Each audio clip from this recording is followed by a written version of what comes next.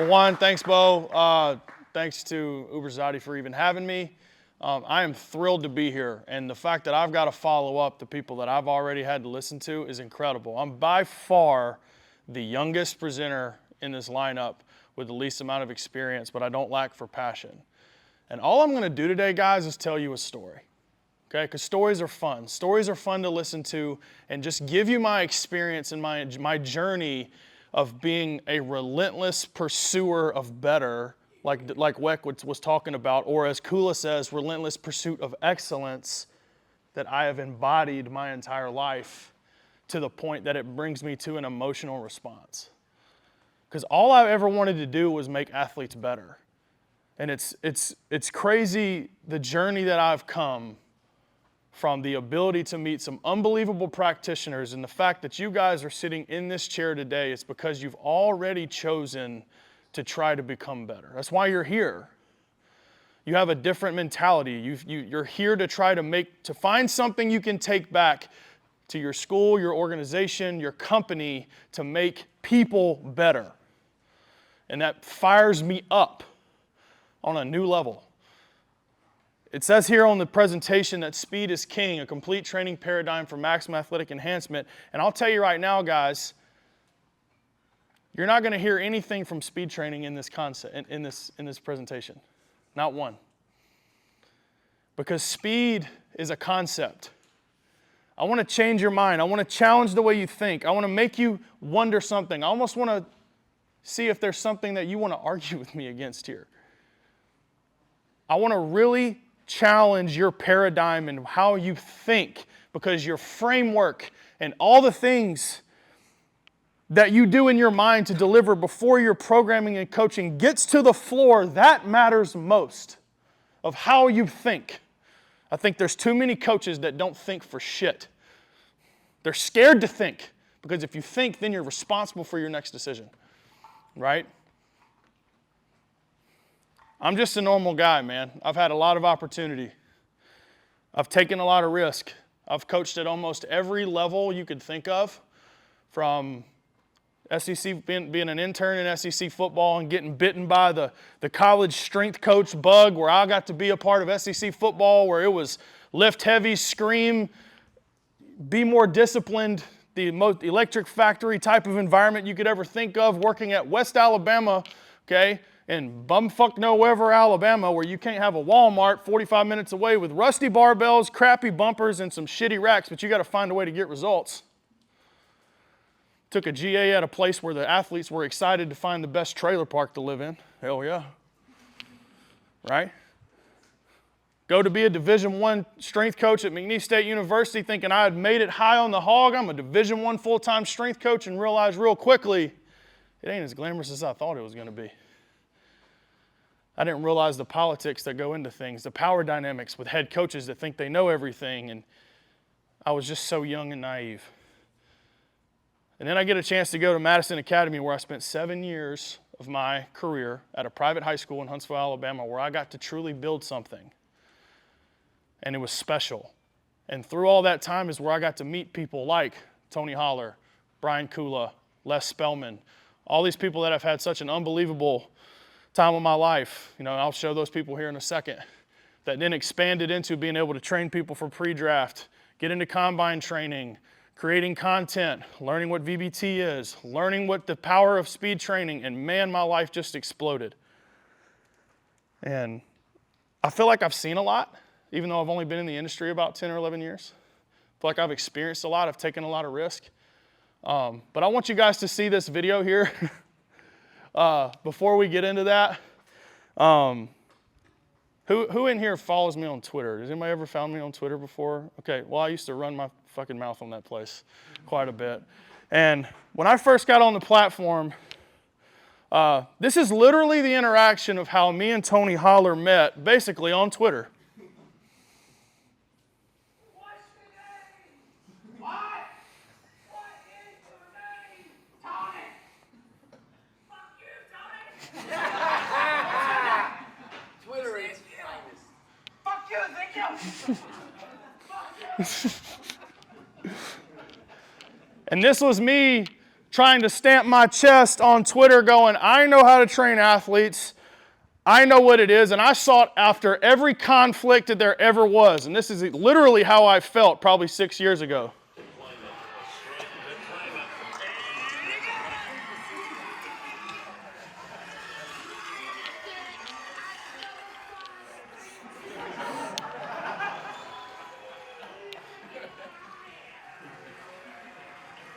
If you guys know that Pete Weber clip, it's awesome. But that's I was a fiery young individual ready to take on the world, and if you were opposed to me, screw you. I was coming after you, and I was going to challenge your thoughts. And the crazy part through all that experience is that even though I had some really great people in my life tell me like, hey man, maybe that's not quite the way to go about it, but your passion just needs to be redirected. And what that did was, though, it also earned respect from a lot of people in this industry. That I was willing to stand 10 toes down and stand on business on what I believed in. And people respected that. And I had to mature a little bit. I had to grow up. But this is just the tip of the iceberg, guys, of people that have had tremendous impact on my life. I'm a product of many. I am 100% a thief.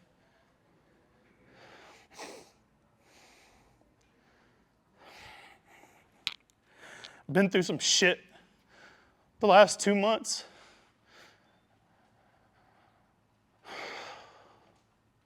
And the guy in the top left corner has meant everything to me. And I can't express, I didn't mean to get emotional, but what that man means to me and my family. And that's what this is about. It's about people. And if it wasn't for those individuals there, I wouldn't be who I am today. And poured into me in so many different ways. And some people you probably know, some people you probably don't. I know you guys probably don't know who Andy McCloy is in the bottom right-hand corner. He's just a small gym owner in Huntsville, Alabama, who's been crushing it for years, who took his hand over my wing and just all he wanted to do was be a partner with me at a high school as a private sector place and wanted to learn how to partner and did it the most professional way possible. And I learned tremendously from that individual. So I'm a product of many. And as we get into this, I just wanted to set the tone straight of who I am, what I stand for, and where I've come from, so you guys can get to know me a little bit better. Now let's jump in. Now I'm about to try to dive into the nuts and bolts of this and try to absolutely change your way of thinking or challenge the way you at least think about things, especially from my experience. Has anybody ever seen The Matrix? It's one of my favorite movies of all time. If you get into the world of strength conditioning, who felt like they were stuck in that matrix? I feel like we're in an audience that most of you guys are not inside of it anymore because you're here. But I know I was stuck in it. All I cared about was how heavy somebody could squat. All I cared about was total numbers. All I cared about was if you didn't like the traditional way, then screw you. And I thought you were an enemy. I was this guy. I was Cypher. Because ignorance is bliss. The typical coach doesn't want to think outside the box, doesn't want to get challenged, doesn't want to seek improvement, because that's hard. That takes work. It takes a lot of guts to go, maybe I wasn't right. What's the next way I can get better? Can I admit that I was wrong? Cypher in the movie decides to eat the fake steak and says, can you please put me back in the matrix? I want to act like I never knew the truth. And I know so many coaches that try to get presented with something as truth, owners, coaches, investors, whoever, and will still turn a blind eye to it. Screw that. So I ask you guys today, you're going to choose.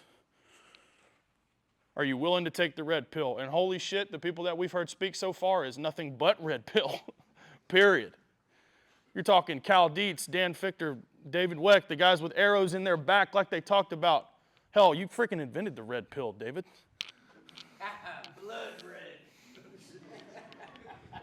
But here's the deal, though. Who was the best decision that Neo had to make in this movie? Morpheus just said, look, I can only show you the door. I can't make you walk through it. So that's what I'm going to try to do today, along with everybody else. So let's talk about speed. Everyone on this planet desires speed. You do. Speed as a concept. I think everybody here believes that running fast or being a fast athlete is important, but I'm not even going to get into that necessarily. Speed as a concept. Speed in information, speed in feedback loops, speed in contraction, in throwing, in power, speed in innovation. How much faster can I recover? How fast can I correct? How fast can I recognize something? Speed is king in everything in life. Speed wins in so many things. And if you understand that concept, and then you must have to define speed and what it means. Okay, so part of this presentation is going to be where my background is strength training. And then marrying it of how it actually supports not only speed in training as an athlete, but the concept of speed to get results. Here's a concept for you. If you want something to be done well, done fast, and done cheap, it's impossible. Pick two. If you want it done fast and cheap, it's going to be shit. If you want it to be quality, but not cost much, it's going to take you a long time because you're probably going to have to do it yourself. If you want something quality and done fast, it's going to cost you a lot. Right? So in the end, speed is king. So what is speed? Anybody want to define speed for me? Faster is faster. What is speed? Keep it simple, the time it takes in measurements from Point A to point B? That's the physics. A to B as fast as possible, right? A to B to C. But what if I change that a little to speed is very task-oriented. And when we talk about training athletes, this is how I define it. The timely expression of force coordination and decision-making to solve a movement and locomotive problem in space in as little time as possible. So does that mean if you're a linebacker and you've got to play in a phone booth and you've got to change direction quick and fit the B gap and do that fast, is that training speed? Yes. It's trying to get a contraction in an ISO that's really strong. The speed of contraction happening neurally is what? Fast. It's speed. All of that is speed. So we're trying to train it. This is one of my favorite principles of all time. Does anybody know who Charlie Munger is? Warren Buffett's business partner. He says, invert, always invert. I think Weck did a good job last night of displaying this. One of the things that popped in my head was that if you're too close to a situation too much and you're thinking like, man, I want to get these guys stronger, I want to get these guys stronger, I want to get these guys faster, sometimes it just, you need a new perspective. So Munger would say invert, always invert. So like ask yourself, how do I make somebody dead slow? How would I make the slowest athlete possible? And then use that experiment to think, well, how would I do that? His example was, you've been watching speed from the side forever. How about you just change your perspective and look from the front? Try to invert things when you can. I know for a fact that I did, and it changed everything that I ever thought or believed. And now we'll get into where, guys, I'm a high school strength coach, man. I've seen the traditional of everything and where I believe the traditional weight room pitfall happens. It all talks about what you incentivize, and I'll get to that later. But if you're like just completely 100% bought into a 1 rep max is the end all be all, that's the only thing we're ever worried about, that's the king, that's the mountain, the climb. I didn't say strength, just 1 RM expression. What do you value? You're calling it strength. How do you measure it? 1 RM. How do you measure or seek adaptation? You're always going to train slow and heavy. How do you evaluate success? Did the max go up? Did you know that that's literally the only thought constraint that most freaking high school football coaches and shit use? That's it? That's where the buck stops? That's lazy. When you're just force application oriented and focused and understand that there's a lot of different ways in which we do this, you value it by, the first and foremost is athleticism. I am measuring from the game. I'm measuring from how an athlete expresses. And then we work backwards. How do we measure it? It's multivariable. We look at it from a lot of different ways. We're always poking holes. We seek adaptation with a holistic program, and we evaluate success, right? Having a composite evaluation of did we make an athlete better. There's a lot of different ways to make an athlete better. This is one of my favorite athletes of all time. His name's Ken Cherry. He's an unbelievable human. I got to train him from 6th grade to 12th grade at Madison Academy. Running back, put up his senior year. Those are pretty good numbers. 41 touchdowns, 2,500 yards, 195 a game, took us to the state championship game, 20.9 and 12 pounds of pads. It's pretty good. Kid could run. And I saw this clip next, and you start thinking if I'm going to reverse engineer from athleticism and I watch this kid do this over and over again, I have to think to myself, what do I do to make sure this kid can do this? What's happening at the foot? What's happening in the brain? What's happening in the quad, the hamstring? What's happening in the adductor? What's happening at the torso? What's happening for him to be able to put his foot in the ground and make that guy look silly? Just questioning, how do I help that? How do I get athletes better in that? State championship game, playing in Bryant-Denny Stadium. Looking on the clip on the left, this is like a running back just getting contacted. Think about the rotational forces that he's receiving. The different types of way he's got to keep his center of mass low and keep locomoting forward. Keep getting hit and keep moving forward. He catches a screen pass and takes this one to the house, and he's got to be able to separate and get there and score there, which he does. Running on a curve a lot of times. Think about all the things we're looking at just by watching the athlete himself of what are we doing in training to make that better. Is going from 385 to 405 and being woo-woo going to do it by itself? No. And a lot of times it makes it worse.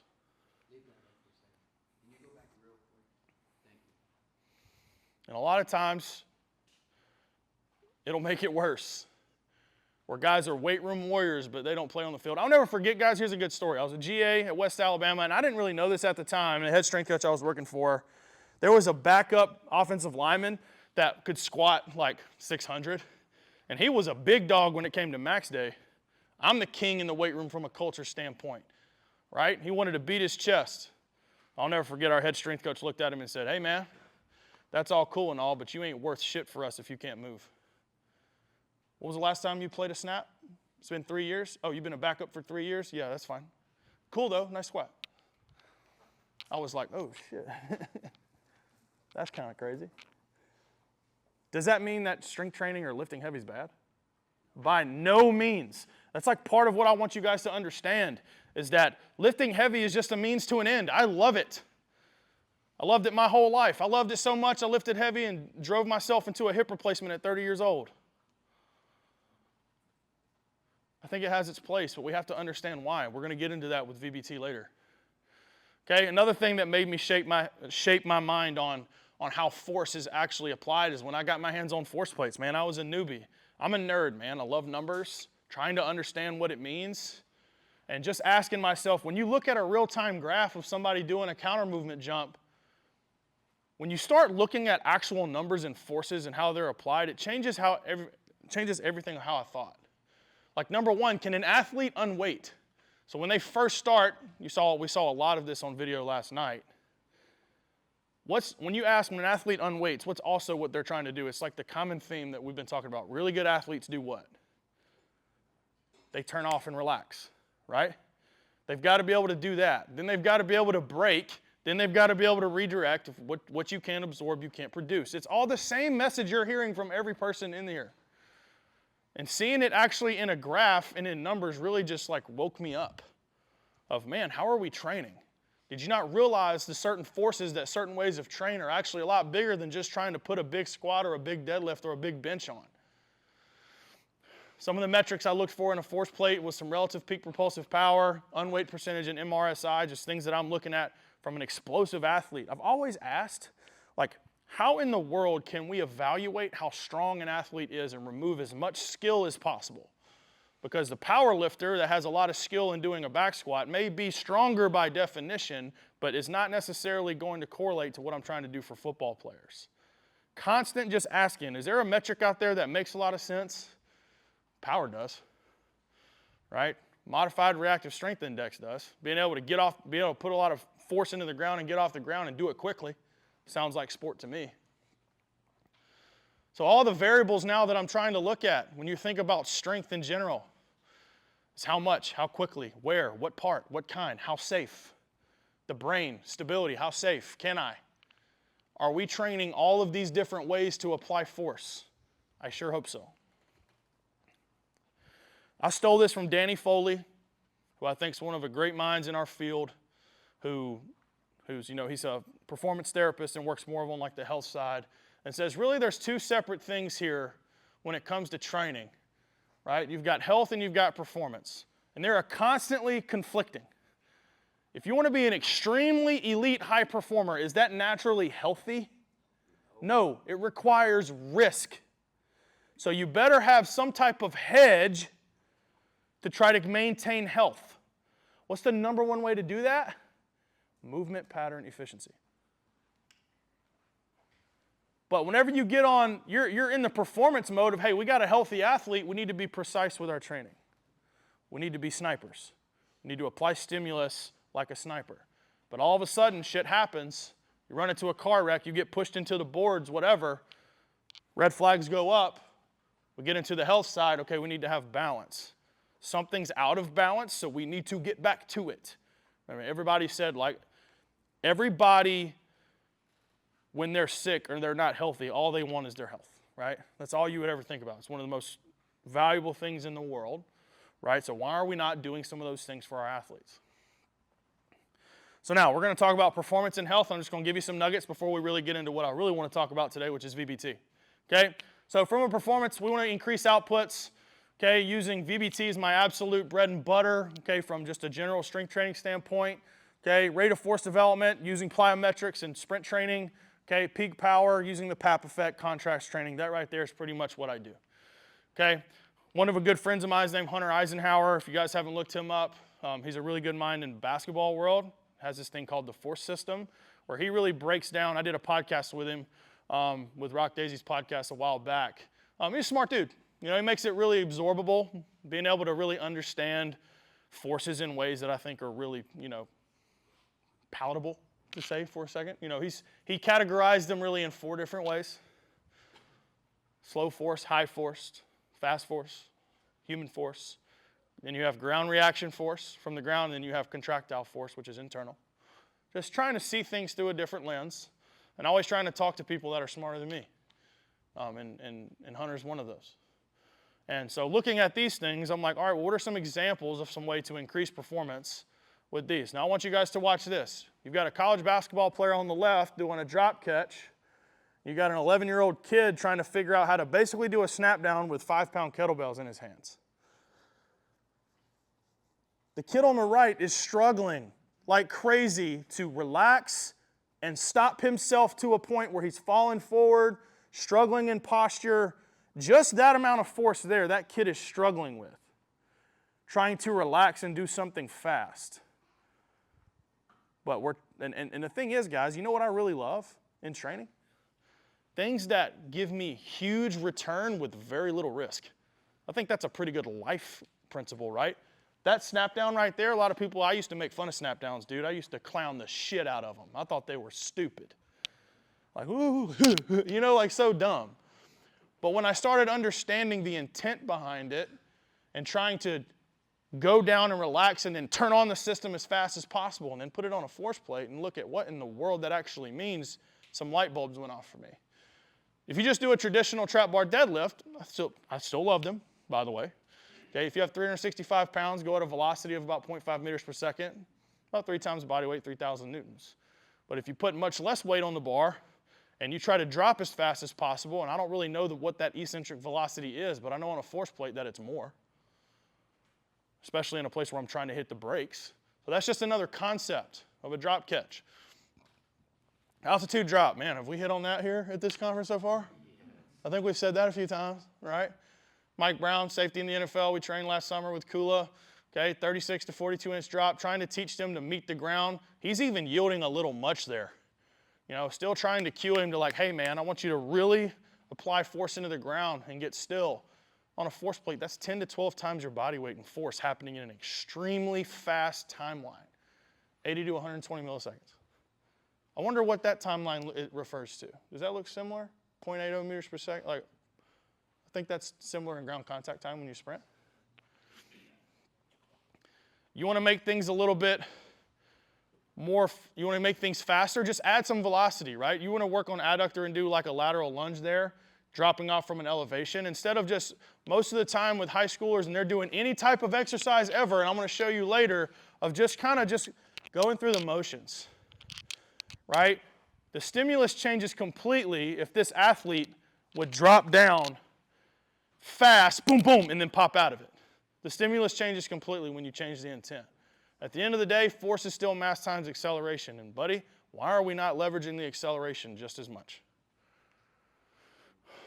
In my opinion, strength training is a good thing. Most high school kids are all going to do general strength training. I think it's incredible for you. Okay, but I don't believe it's a great tool to assess what strength means when it comes to being an athlete, like assessing it. That's the paradigm shift. You don't label a kid strong, weak, based off of how much they back squat. Because I've seen kids that, I've had a basketball player come in who's really, really twitchy and narrow, really struggles to squat, but the kid can windmill dunk, and a coach has the absolute audacity to say, that kid's weak. Bullshit. No, he's not. Kid that can't squat but can run 23 miles an hour. Well, he needs to get stronger. Based off what? Here's some things for some health that I do. I'll roll through this pretty quickly. I wanted to throw this in here so you guys could see the potential here. But just some things that I do for some tissue tolerance and all planes of movement for athletes. I think these 5 hit it pretty good. ISOs are amazing. Trying to make sure we have stability, make sure we extend range of motion, get some tissue tolerance capacity, and put on some body armor. I just think it's really good. There's a lot of different ways to achieve this. Okay, a ton of different ways.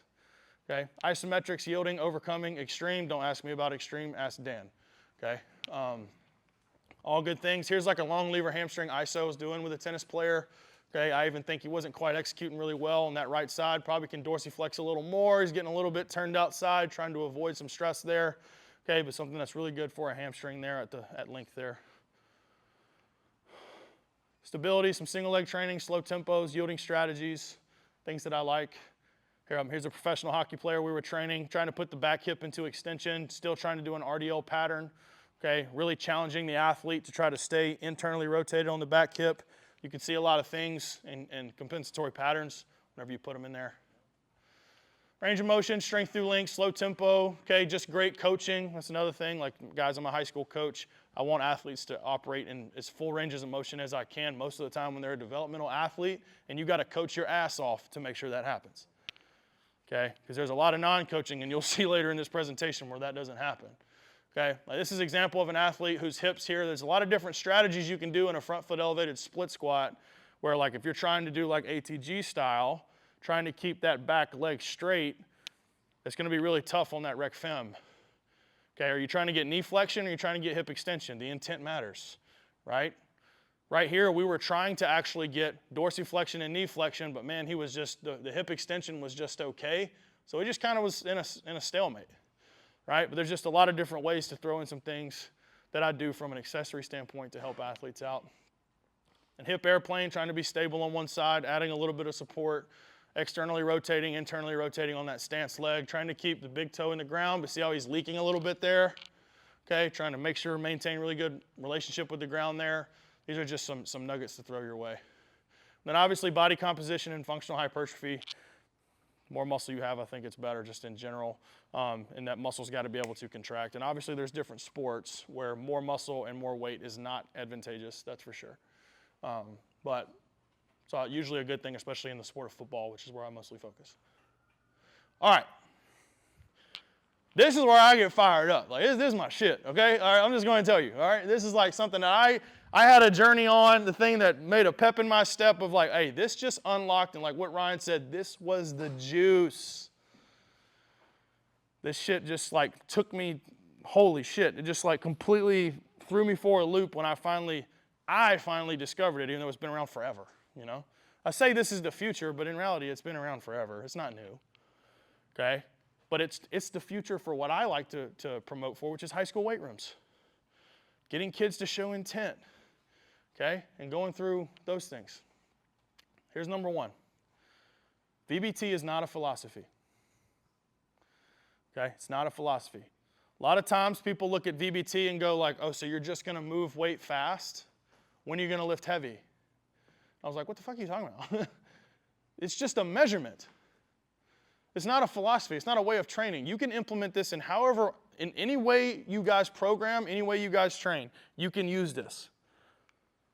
It's simply a metric. It's not a mandate.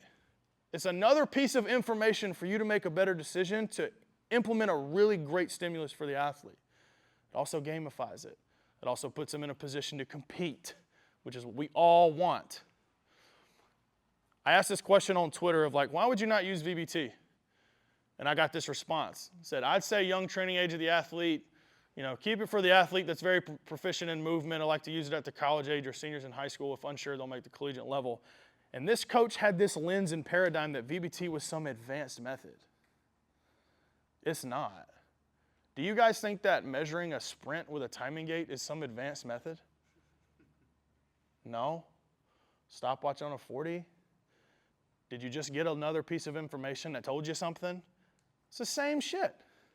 It's not an advanced, it's all the things this guy was blah, blah, blah, blah, blah, blabbing about. That needs to happen anyway. You need to help your athletes be more proficient. Yes, all this, but it's not a philosophy. It's not some advanced method. It's not a progression. It's just another piece of information. And I want to caution you, be careful what you incentivize. Every single coach is incentivizing something. With your body language, what you celebrate, what you tolerate. You are showing the athlete the path of what I want and what I don't want, regardless of what comes out of your mouth. So be careful with what you incentivize. I put this principle in every presentation I do. Every single one. I think it's excellent. It's Goodhart's law. When a measure becomes a target, it ceases to be a good measure. I want you guys to really think on that. Here's some examples. Standardized testing. Think about the incentive. If all we want is higher test scores, people are going to try and game that. Okay? Is the teacher going to teach the material in order to learn? Or are they going to teach it and the student is only going to memorize it? Okay, teachers, I'm getting pressure from admin. Test scores must go up. Teacher goes, what if I just teach the test? Student just memorizes to do well on the test. They take the test, they ace the test, and then they move on. Did they learn? If your what you wanted was learning, but you're incentivizing, all I'm telling you is that we need higher test scores, but that's the only way you evaluate learning. Do you see the incentive is in the wrong place? Yes. We do the same thing as coaches. And I pick on 1RM strength as if it's a demon. It's not. It's not at all. I promise. I love hitting a heavy single, brother. I promise. But when you think about it as the end-all, be-all of your target being your measure, and that's all we're going to do. What's an athlete going to do if all you're going to celebrate is a bigger 1RM? What's the first thing guys are going to do in your weight room on a squat? Go crazy. Yeah, but what else are they going to do in order to make sure they hit that number? They may be a little heavy. Hitting a bunch of slow, heavy reps all the time. So they hit that slow, heavy rep. Compensate. Have you seen them cut range of motion a little bit just to say they got it? How many of these big freaking rah-rah, let's freaking go weight rooms, and they're like, fuck yeah, I'm gonna I got 500 on my back, and fuck yeah, boy! And then they rack it, and everybody's like, yeah! We're like, what? What are we celebrating? It's the coach's fault. I don't blame the kids ever, by the way. It's not the kids' fault. It's our fault. It's the damn industry's fault. It's never the kids' fault. So now, let's get into some terms for VBT. So what is velocity? It's the distance in which an object travels over time. It's just a metric. Okay? And when you have information and you measure something, you can manage it. And what gets managed can be maximized. A lot of times, coaches that want control but don't want to get the truth, they keep things very vague. And they constantly control the narrative. Those are toxic leaders as well, by the way. Instead of being clear with clarity, this is how we measure, this is how we're going to manage it, this is the intervention we're going to have, and this is how we're going to maximize it to be truly efficient with our time and resources. VBT brings me that. So without VBT, let's just use like a squat, for example. The only thing I know for a fact that a coach knows is load and reps. You know how much weight's on the bar, and at least at hope you're telling the athlete what load to put on the bar. You know how many coaches I still see that just go, hey, just back squat 4x5, just, yeah. How much weight? You pick. That happens. Reps. You know they're going to do 5. At least that's what you're telling them. But you don't really know how far, distance, they're moving or displacing that weight. You have no idea the speed that they're lifting it, and I'm sorry. It's like people saying, like, no, I have a great coach's eye. I know what's fast. I know how fast it is. But no, you don't. And you definitely don't know how much power is being produced because you don't have the information. But with VBT, you now have all of it. You know the weight, you know the reps, you know the distance in which was gone, at least with Vitruve you do. You know exactly how far the bar was displaced. Really helps me with athletes. I got an athlete trying to squat to a depth that makes sense for him. Whatever that means, whatever strategy that is, doesn't matter. But if I want 22 inches of displacement, I want 22 inches, and I can measure it. And when you don't meet that standard, I'm going to freaking let you know. Right? I know the speed that it's moving now. That also helps me understand the stimulus, and I know how much power is being produced in that rep, because at the end of the day, power is what I want. Power is what I want. I heard this quote one time talking about, like, from the powerlifting world. Like, if you think about Louis Simmons from powerlifters, they would utilize like a dynamic effort method of power training and dynamic effort so that their 1RMs would go up, their totals would go up. So they use that to drive the 1RM. Athletes, in my example, should only use strength stimulus to make power go up. It's literally the inverse. We should only be focusing on strength that hangs around for at least 30 days as far as we know, that continues to make the electric, nasty, powerful, violent system continue to climb. Because if you keep chasing strength forever, eventually the diminishing returns are going to kick in. 4 simple metrics for you guys that are new to VBT if you don't know anything. You know velocity already. You have mean velocity and peak velocity. Some coaches get confused on what those mean, so I want to teach it, okay? When you have any type of VBT unit, typically there's 3 different types. You have a camera-based system, elite form, perch, things like that, okay, that have an algorithm based off what they see. You have an IMU, which is a wireless inertial movement unit, okay, that gets acceleration, or you have what's called an LPT, a linear positional transducer, which is my favorite. That's what Vitruve is. That's a lot more reliable on knowing the speed. And then it has a frequency, or a sampling rate, sorry, of 100 hertz. All that means in simple terms is that it's going to get 100 readings of constant velocity every second. So think about a range of motion in a squat or a bench. All those readings that it gets from bottom to top, the average of all of them, here's your number, right? So from like a layman's term standpoint, how does that apply? If you want the mean to go up, typically if you incentivize the whole range of motion to be exploding and trying to accelerate the bar, that number should go up as well. Because peak is simply just the highest moment in all of those numbers. Are they related? Yes. Okay. And then power is force times velocity. So now let me tell you about my journey, how I got there. I was just a high school strength coach. That was 100% percentage-based. Training cards were my thing. Okay, I was an Excel guru in a spreadsheet. 1RM test, write the program 8 weeks, test again. That's how I was taught, right? And I get a chance to get a hold of VBT earlier in my career, and I didn't know what these numbers meant. I didn't have anybody teach me, and I just saw these numbers, and I thought, nope, that's stupid. I'm not doing that. I'm sticking to what works. But then I met this dude, Dave Ballou. He's become a really close friend of mine, head strength coach for performance at Alabama. By the way, a guy that spent 15 years in the trenches at Avon High School in Ohio before he got his chance at IMG, then went to Indiana, and now just signed a 3-year contract at $1.2 million. Yeah, good for him. But he cares about coaches. That's what I love about it. He cares about coaches, and he spoke to us at the Alabama State High School Clinic for 3 hours. Typically, guys from Alabama sneak in the back door, do their 45-minute presentation, and before you can blink, they're already in their car and they're out. Not this guy. He cares. And he did this whole presentation, he's been collecting VBT data for over 15 years. And I really walked away with 2 things from that presentation when I first met Dave. He said, number 1 is peak power is your holy grail. Through my data, that I have seen for an easy number for you, the mean velocity number in most strength exercises, squat, bench, trap bar, deadlift, 0.90 meters per second is where that's going to happen. I wrote that down in a heartbeat because that's easy to absorb. I was like, that's easy, but I was kind of like, he's training guys at Bama, like not my frail-ass athletes back at the high school. But I put it in my head. And then he said the second thing is that competition drives stimulus. Environment is everything. I was like, ooh. Has anybody ever seen what the weight room looks like at Alabama in football? So what he did, and this was one of the first things, and Sorenex did it for him, is that, Elite Form, they have those camera-based systems, and you have what typically you see like an iPad or whatever. Well, he had like a 42 50-inch TV vertically mounted in the back of the rack where everybody could see the velocity numbers of every single rack easily.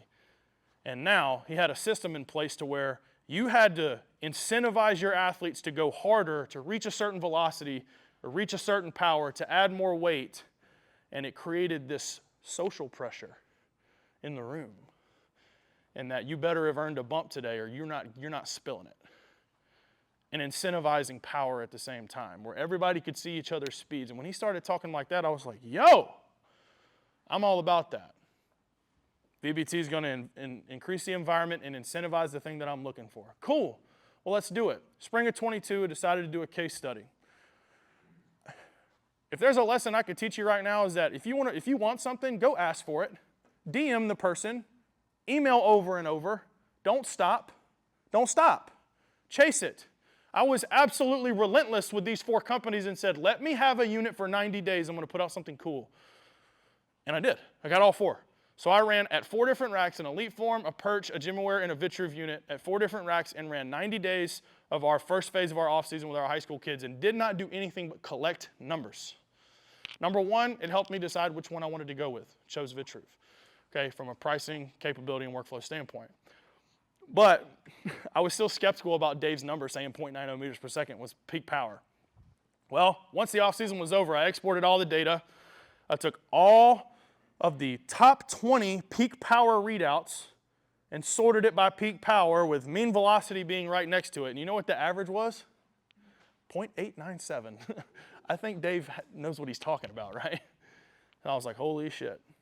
So then that confirmed my thoughts, and it sent me down a rabbit hole. I was like, okay. I don't like 1RM testing all the time. I don't think it's worth it. Why are we wasting time doing 1RMs? How can I'm mostly a percentage-based guy. How can I reverse engineer a number to train off of and set percent? Okay, I got a chance. I'm like rolling.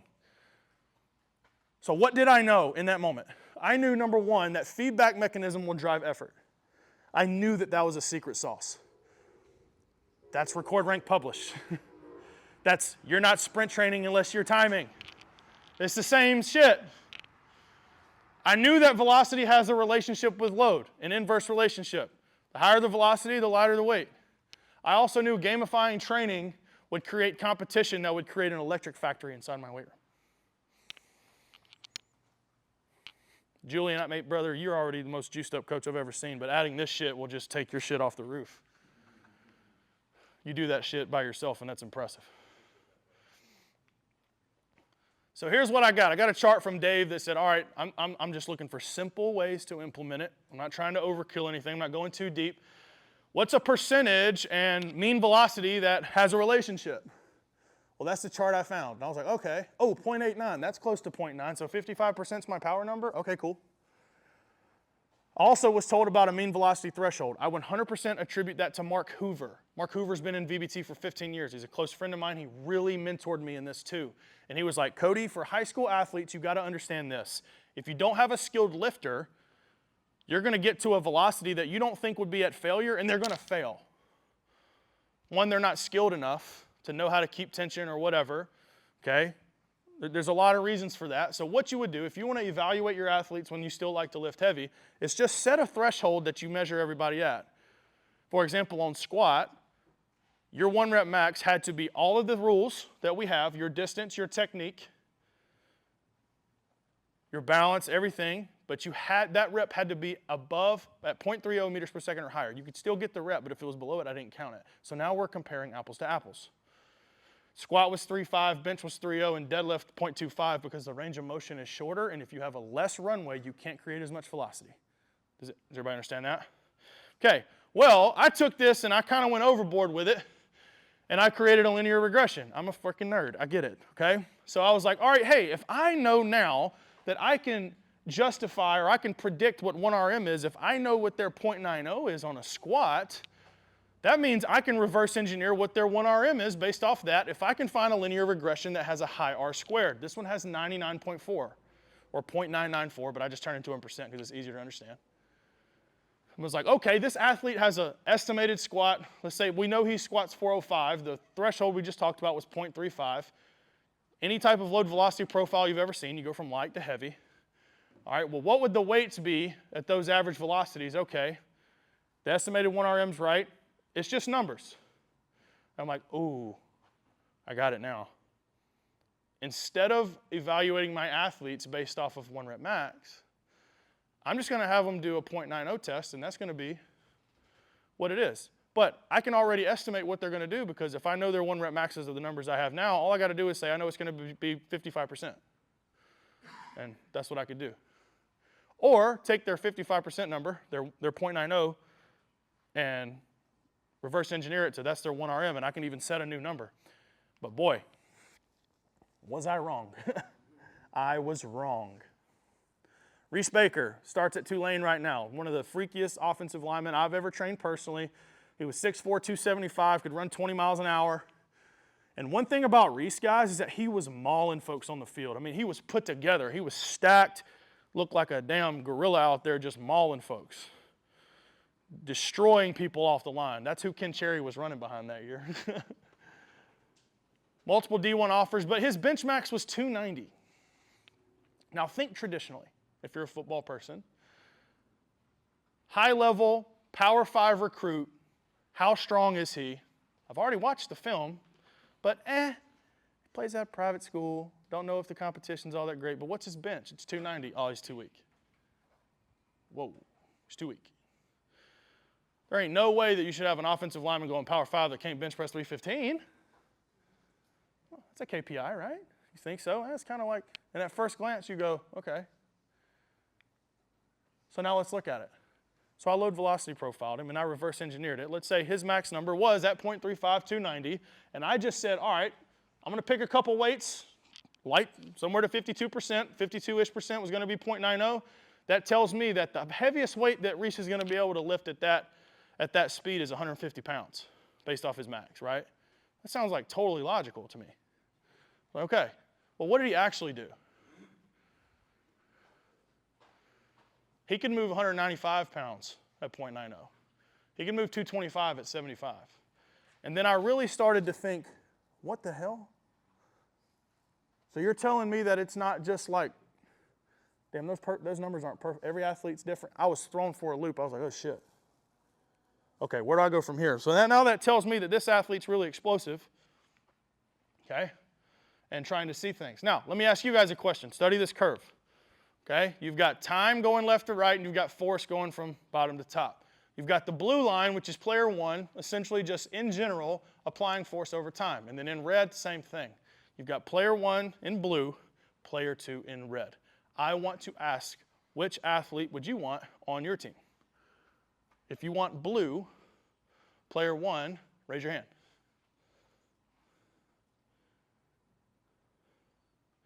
If you'd rather have red, player 2, raise your hand. Yeah, me too. Yeah. So I tell my guys all the time, I'm like, man, what's the point in you showing up late to the party with the pretty girl? Everybody's gone, bro. You're here too late. What does that matter?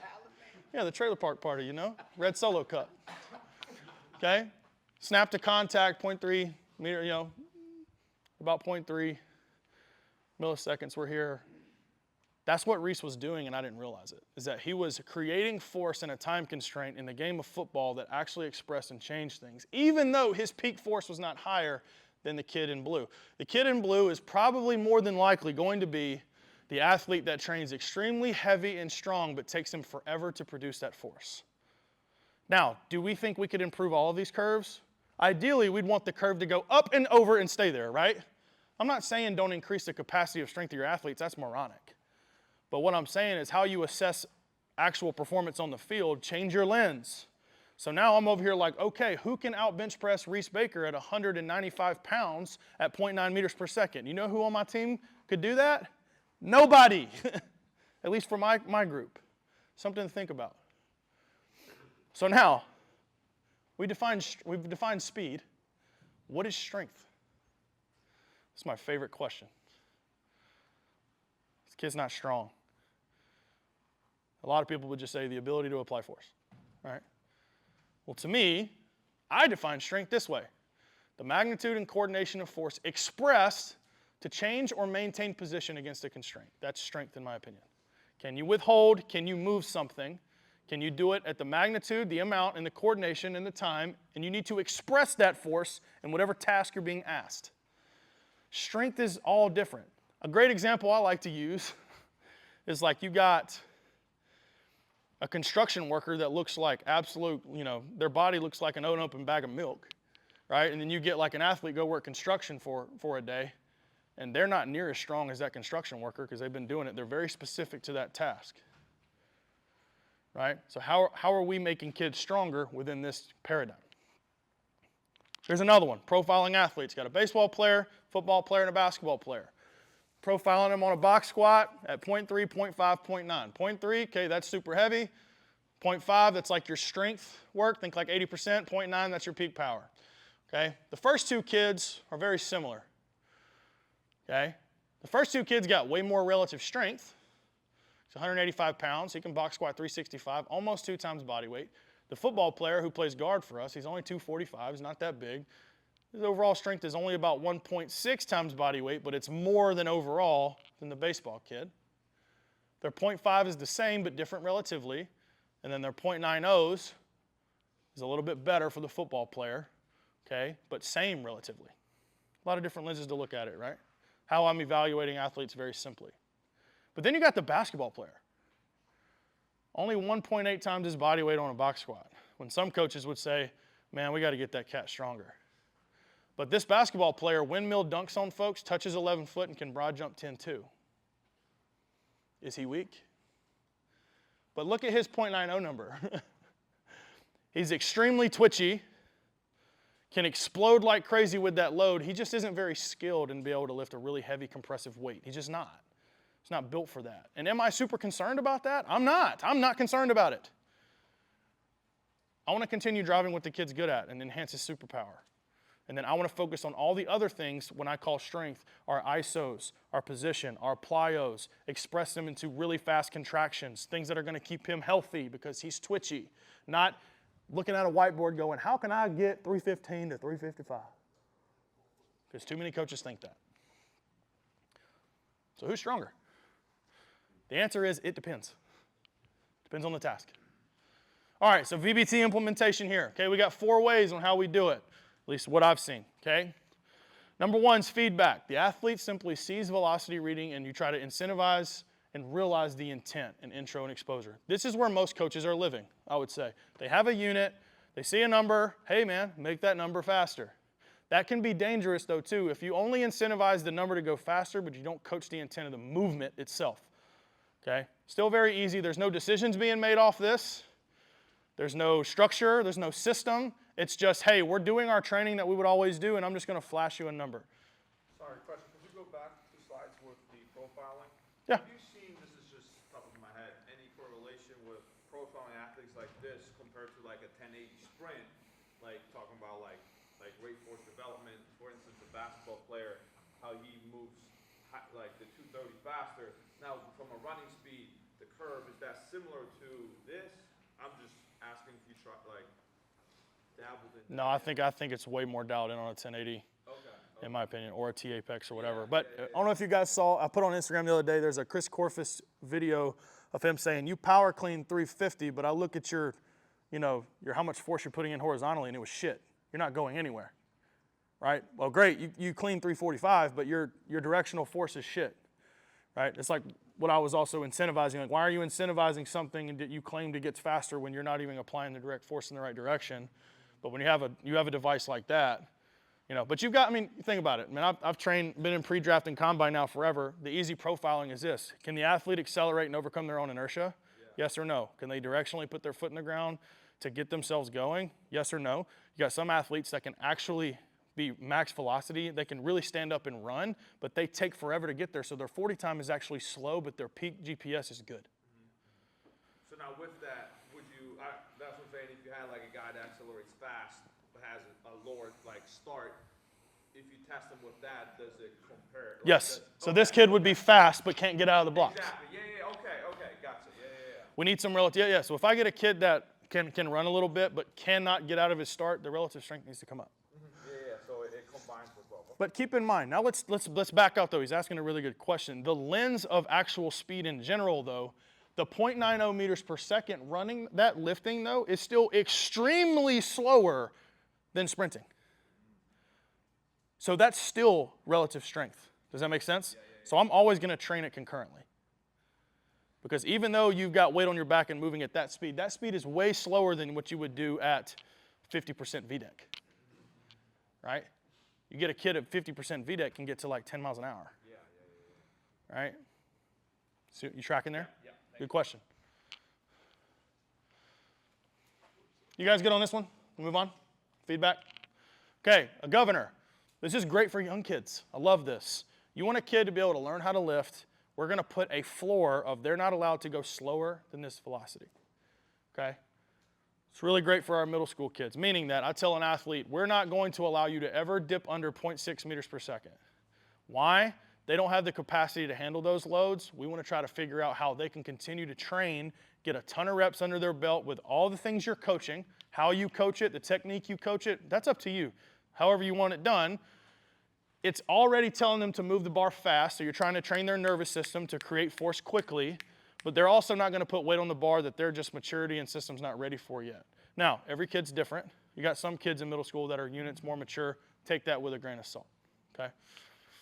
But it's an easy way to set a floor, stay above it.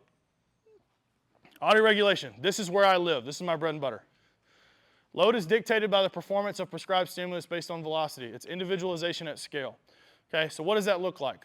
I created a system and wrote an entire book on this, on how I do it and make it simple for coaches. That's where coaches get really, really confused on, well, how in the world, because velocity I would think would tell me like, oh, if I'm in this zone, stay here, if I need to go up or if I need to go down based on how the athlete's nervous system is that day. That's a superpower of VBT, but how do you do that? I built a system for that, where you can marry your traditional training way and go, okay, if I need to be in this zone, whether that's 10 meters per second, not the traditional zones, I think those are shit, to be honest. Whether I need the athlete is on that day and I want to be able to, hey, they're crushing these weights, I can see it on the speed, hey, let's add some more weight and get into the stimulus that we want, or the athlete is fried and their velocity is actually much lower, and you know that athlete to the point where, okay, we need to lighten the load up a little bit, probably coming off a game or whatever, nervous system isn't ready to roll, okay? And then velocity loss. This is an interesting concept that I actually haven't dove into enough yet. I don't know this way, but I know it's out there. And I know a lot of people in Europe and stuff that I've talked to, especially with my involvement with Vitruve now, is that they believe that you can do open-ended sets, and as long as you reach a certain velocity threshold to hit fatigue, it's the same stimulus as training strength, even though you're going up to 8 to 12 reps, and Ryan Paul would kick me in the nuts for that. I don't know. But the concept of velocity loss is, what is your best speed in your set versus your slowest speed? What's the delta there of how much fatigue we're having? Okay, so it looks like this. Come on. Very low velocity loss, meaning like your top. You don't want a whole lot of differentiation if you're trying to keep guys fresh and train power, strength, capacity, hypertrophy. If you really want to push to the level of fatigue there, you're going to see a huge drop off because you're really pushing it to the limit. That's just what I've seen. I don't practice that. I just wanted to throw that out there. If you guys want to explore it, feel free. All right, back the fuck up. Okay, now this is where I get fired up. Here's a story. Where I'm at now, so I had a very blessed opportunity to work 7 years at a high school where admin, coaches, president all got it. They let me do my thing. I had autonomy. That coach could not tell me what to do. It was my rules, my weight room. I'm at a place now where I'm volunteering and I'm trying to earn trust. I'm seeing kids train in a way, and I'm trying to figure out how to change the culture. First day I was in there and they were squatting, this is what I saw.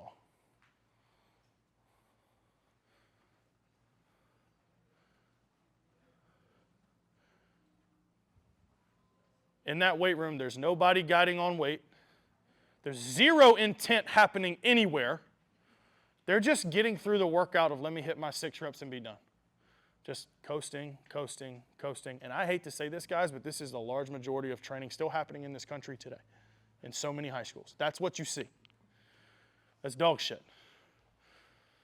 But what happens when you add VBT to the concept, a little bit of structure, a little bit of fire, really good coaching, things change. If the intent changes, so does the stimulus.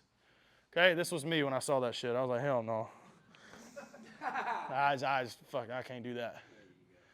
Okay, this is an athlete here who had a game that day. He was pitching for us at Madison Academy. Look where his eyes are at. He's looking at the freaking iPad. He's like, oh, hell no. I'm getting after it. I want this number. I controlled the constraint. I gave him what he needed that day. He operated within that constraint, and I said, fucking compete. And I tell my athletes, you can lift as heavy as you want. You can lift the world within this rule, and this rule. Now get after it. And it unlocks everything. Yeah, so he pitched that day. But the kid asked to lift. We did 2 sets of 3 there. Just ignite the system, you know. I don't even know how much that is, like 325, I think. Just getting after it. But the whole point is the intent. Like I'm competing, I'm locked in, I'm engaged, my intent is there. That's what I want. Got guys, look at the guy in the hat here. Guy's squatting, trying to see where he's at from a strength stimulus. He's checking the iPad. Oh, where's he at? Okay, where's he at? We're going. We're getting after it. It's all the same stuff that we're doing. We're trying to absolutely get after it, but we've set the constraints. I know where the velocity needs to be, and it just turns into the results just go off the charts. Just one simple feedback loop for a high school kid. Change the way. This kid right here, this is a great story. So this kid squatting was your run-in-the-mill hard worker kid that was a backup. We had a really great team coming back that year. Probably had 4 D1 signees on the basketball team. That summer, we go to team camp. Those 4 D1 signees snuck girls into the hotel. Guess what we had to do? Kick them off the team. And everybody's freaking out like, oh, crap, we're not going to be any good. That kid stepped up. Kid ended up being an all-conference player, took us to the Elite 8. It was electric with a team that had no business doing that.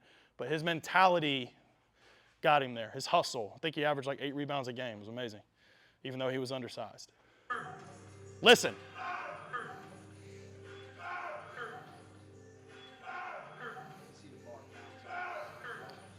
That's Riley Nowakowski. I don't want you guys to keep hearing that. Okay, I hope to hear his name get picked today from Indiana. Fullback. And that's like 455 pounds on him with like 50 pounds of chain, trying to hit a velocity. He is giving every ounce of him to try to hit that number. Getting after it. Squeezing every ounce of juice to be explosive off that box as possible.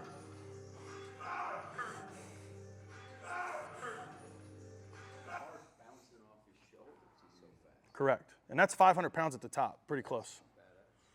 Daniel Bellinger, tight end in the NFL. Okay, just signed a deal with the Titans. He's trying to move that bar as fast as possible. He was asking me, hey, coach, put 4 wheels on. I want to see if I can hit it. You know what's crazy about training these NFL guys that I learned from Kula? Be careful putting numbers on those cats because they will die chasing it, and their outputs are so high, you might get a kid hurt. You might get a guy hurt, or you might make them disappointed because you know you don't set PRs every day when you're that elite. Just a nugget there. Lexia Gia, one of the most badass females we've ever trained. Pro hockey player, absolutely getting after it. And then, same kid in that same weight room, I introduced some VBT, and he was like, oh shit, let me accelerate that bar. Right? Good squatter, getting after it. He's seeing, oh wow, okay, I've got a number now, and I'm starting to infiltrate the system one day at a time. Try to change the culture and the mindset of training. If you guys want to save this link, this is my VBT playbook, okay? This is kind of a shameless plug here. Save it for you there. I poured a ton of time into it. It's about 3 years over time that I developed it. I've got a calculator in there as well. That's for you. Just hold on to it so you can have it. You know, it really mean a lot to me if you guys decide to purchase it. If not, no big deal. I'm also an open book. Feel free to reach out to me. Feel free to DM me, whatever. That's the system that I use that I thought was seamlessly for any coach that's third grade reading level or below can read that and implement VBT tomorrow. That's my playbook, and do it at scale. I want you guys to watch this video. Okay, this is just my shameless plug. What I do now, I do work alongside Vitruve, but Vitruve just came out with a new unit, a new device that I think is really great for somebody that wants access to VBT that doesn't have higher level tech, right? Something that's accessible from a price point that gives you a lot of bang for your buck. We've got some really smart coaches in here. I want to go ahead and give the caveat. Yes, we talk about getting force plate style metrics with an LPT. It's not saying it's a fucking force plate. Please don't bite my head off, okay? But it does give you some things like force plate that I want you guys to watch the promo video, okay? Lock in and watch it. It's pretty cool. If you guys want VBT, I think it's the best device on the planet. I really believe it, or I wouldn't be involved with them, okay? First and foremost. But I want to say this. I want to be stick around. I have the device with me. And then tomorrow, I know a lot of you guys may be flying out of here. 10 a.m., I'm going to do an entire free workshop for the ubrZati staff here at 10 a.m. tomorrow. Complete VBT, any questions you want, anything you want to learn, we can apply it in your setting, all 100% involved in part of this clinic. I'll be here tomorrow to show you that, but I want to show you this video here of exactly what it looks like.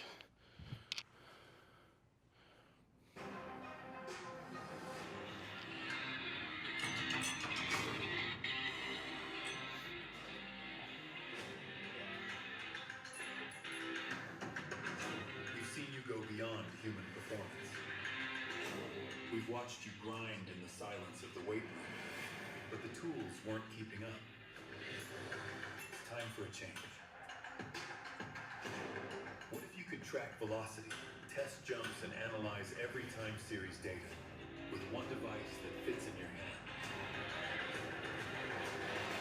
One device, every metric, from VBT to plyometrics, force plate validated. We didn't just update it, we rebuilt it from scratch. This is Vitruve Force.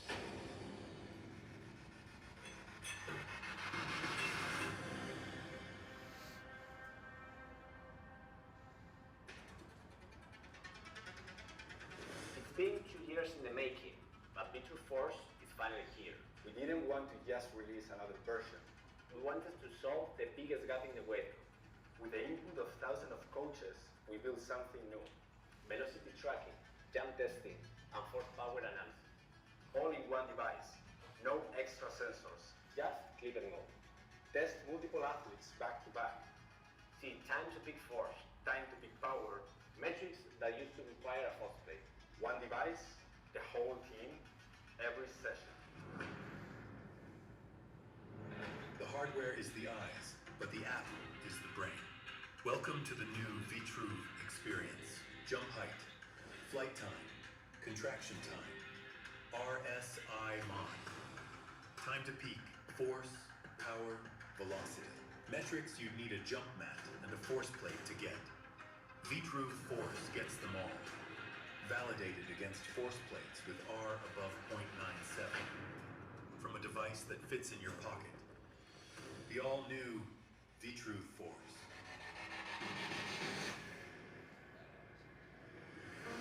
Hey guys, Cody Hughes here. I'm going to show you guys how we're going to integrate the Vitruve Force into a professional workflow.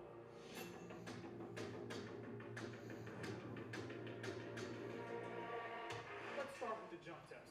There's going to be 3 different tests we do today. We're going to start with the first one, the vertical jump. It's the simplest measure of explosive output. You get instant jump height, instant flight times, no mats to trip over, and no setup time. Now let's look at RSI modifier. We aren't just looking at how high he jumped. We're also looking at his time to take off. If he jumps 20 inches, but he takes forever to load, his RSI mod will drop. And that'll tell me if he's twitching and ready to go, or if he's grinding for fatigue. And finally, the 10-5 jump RSI. I'm looking at the contact times versus the jump height. If those contact times start creeping up, I know his reactive strength is starting to fade. This is the ultimate go or no-go test for a high-intensity session.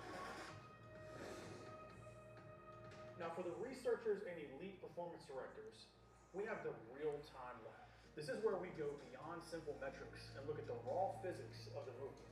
Look at the screen. In real time, I can toggle between position, velocity, acceleration, force, and power. Testing is done. We know exactly where he is today.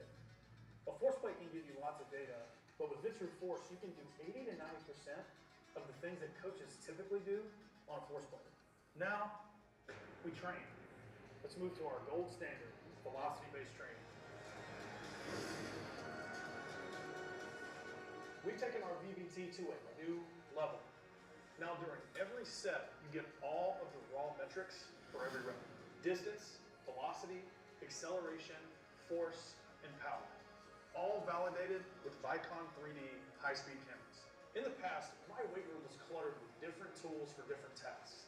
But now, with Vitru Force, I have everything I need.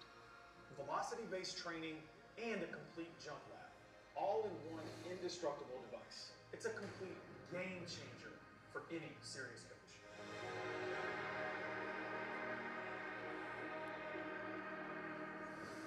Force is the sensor. The ecosystem is the brain. The wait is over. The standard has been redefined. Talk to our strength and conditioning experts or go to vitru.fit to get yours now. So it's a pretty cool device. I really enjoy it. Like I said, I've been with them for a while. I would not promote it or be a part of it if I didn't think it was a game changer to help the ecosystem of where we train, how it helps speed up. It's basically an assistant coach for me. Like I said, tomorrow at 10 a.m., if you're around, show up. We'll go through it, okay? We'll have you guys there, all right? I'll leave you guys with this before I'm done. It's one of my favorite quotes, and I think all of you guys probably embody this. There are no shortcuts to excellence. Developing real expertise, figuring out difficult problems, it all takes time and longer than most people imagine. Amen. But be willing to put in yourself and push that rock. Be willing to push the rock and keep pushing it, because that's how you innovate. That's how you change the game, it's how you change culture, and that's how you change athletes' lives. It's my contact info. If you guys ever want to reach out to me, feel free. Send me an email. Follow me on Instagram. I like to yap on Instagram. I like to make car videos and just talk shit if you guys like to follow me. I'm pretty entertaining sometimes. Okay, that's my website there, clhstrength.com. I'm doing this. I'm going to go look at your history. Yeah, so you can check me out there. And then now, I want to make sure I open the floor. I know we're a little behind here, Bo, but I want to make sure I open it up to any and all questions. I know that was a lot that I threw at you, but any questions at all, the floor is yours. Yes? I'm a physical therapist, and I work a lot with return to sport kind of athletes and everything too. So Yeah. As far as like utilizing these metrics, do you have any experience with like standards like being safety of return to sports, kind of utilizing like that BT system? Sure, yeah. I mean, from a very basic standpoint, I would say so. If you've got healthy data on an athlete of like, for example, what's their contraction time on a CMJ? Well, what does it look like whenever you do it when you're hurt? You know, or can you get back to a baseline, which is pretty standard, right? And this, like I said, guys, it gets you about 80% of where a force plate would get for an environment like mine. You got to understand force is going to be calculated two ways, either by deformation or by displacement. Mathematically, they're the same. Okay, but it's not going to get you like that asymmetry that a force plate would give you unless you do like a single leg jump, which you can. You can also look at power outputs, things of that nature. Even from a VBT, if you just want to have somebody do an air squat with a PVC to see if they can still get the same depth and same amount of knee flexion that you want. There's still a lot of different ways you can use it. I've got a friend of mine that's a physical therapist and performance director at a high school in Alabama where he uses VBT for their return to play protocols pretty heavily, and it's pretty impressive. I just don't know near as much in that avenue. Yes? How do you choose between peak and mean velocity? Like which one you're looking at, or are you looking at both? Great question. Mean velocity is going to be your most stable metric. I'm not an Olympic lifting fan, so don't ask me. Ask somebody else that uses VBT with Olympic lifts. So you're not going to get that from me. But for your standard strength lifts, mean velocity is going to be the most stable. So it's easy to systemize for athletes in a big group setting. That's what I'm used to doing, right? I need athletes to understand it easy and understand. So mean velocity is almost always going to be my bread and butter. But you can pair it with peak to drive intent. Here's a quick nugget for you. Write it down. Okay, strength exercises, you can pick whatever zone you want. Okay, but if you pair it with, say you're doing 0.4 to 0.5 meters per second to do strength work, make sure the peak velocity is over 1.0, because that really forces them to truly push towards the top. If you're doing dynamic effort or power, try to get it above 1.4 to 1.5. Yes. Have you messed around with eccentric velocities at all? If you're working Yeah. on the track basic program? Yeah, I mean, I think that's a great concept. I haven't looked at it from like an actual numbers perspective, but that's going to be something I chase next. Because like a progression in a squat would be to teach a kid basic squat, teach a kid to tempo down to learn control, and then next I want fast down, right? If I want an athlete actually looking at more reflexive and fast eccentrics rather than just slow tempo, but that doesn't mean you can't do it. It's going to be really difficult to like, hey, if you want to do a 3 or 4 second eccentric and try to pair that with a velocity, like a mean velocity, I think it's a lot easier to just say, hey, put on a metronome and have those guys go down 3 or 4 seconds on an eccentric. But if somebody wants to explore that, I know I probably will just for fun, but I don't have an answer for you right now. Yes? Team setting, what does a testing week look like? I mean, let's talk about high school, for instance, in regards to like using this. You don't go 1 RM, you chase a certain number, and then you're trying to beat it each week, or how do you? Not necessarily. So with this system specifically, you can get estimated 1 RM based on performance every week. So you can actually see trends if you're training power, repetitive strength, even if you're doing 80% work, 0.5 meters per second, the algorithm tells you what your 1 RM would be, and it even suggests a load for you. That's the most powerful tool with Vitruve. It'll tell you whatever zone you're wanting to train in. You control the zone. It'll know exactly what load you need to put on the bar within 1 or 2 sets. But traditional testing, right, basically is like I have what I call speed maxes, and I talk about that in my book, where instead of just having a 1 rep max, I've got like you can have 2, you can have 3, you can have 4 at every threshold. What's the highest weight you can lift at those thresholds, right? And those are always just sitting out published, and an athlete could set a PR at this speed. It's like setting a PR in a 30 in a fly 10 from a 30 build rather than a 5'10" fly. Same concept, right? You're just doing it in the weight room now. But if you want to go like max strength, basically I'm like, all right, back squat, we're going to build up to a heavy single until you can't keep it above 0.35 anymore. That's how I do it. Any other questions? Sweet. Thank you guys. Thank you for your time.